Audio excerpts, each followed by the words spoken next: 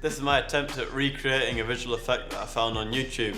I've always watched these Marvel and big CGI films and been interested in the VFX work done to them. So I thought, for my film, why don't I give it a go? However, I don't have the equipment, the skills, or the time to create one of these big Hollywood effects. So I've gone for something realistic, and this is the effect I'm going to try and replicate.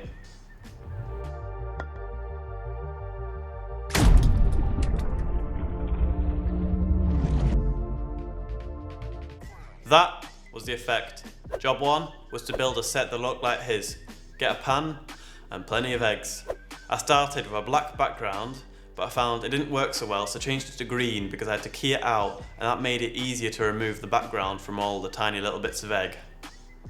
Job 2, smash the egg. You'd be surprised of how much of a mess one egg can make. First try, not hard enough, and it doesn't actually look that good. The lights aren't in the right place and you can't see inside the pan. Second attempt, I threw it way too hard and it ended up splattering my garage and I had to clean it for 3 hours. Third attempt, it's not quite right, it's just a little bit off and the background's not quite right. And the fourth attempt, it's pretty good and it's the one I'll use. Job 3, the hand gestures. The issue is the camera I was using, I could only use 8 seconds of super slow motion footage. This meant I had to do all my hand gestures in a space of 8 seconds, which is quite tricky. The reason I wanted to keep it super slow motion was to keep the lighting and motion blur consistent between all footage. That way, hopefully, in the final result, it blends together better. Job 4, combine the shots. The best way to think about this is to imagine the screen split in two. The hand gestures on top and the egg on bottom, so both videos can be controlled independently.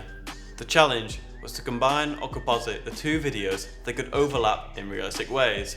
I had to create a mask around my hand to hide bits of egg so it looks like it's going behind my hand. I also used the same technique to stop my hand from disappearing behind the table. Job 5, selling the effect. This was the fine-tuning part of the process where I added subtle little things to try and make the effect more believable. I added shake to the egg so it looked like it had been affected by something. I hid messy parts that looked out of place and colour graded the whole final shot to bring the colours together. So that was the breakdown.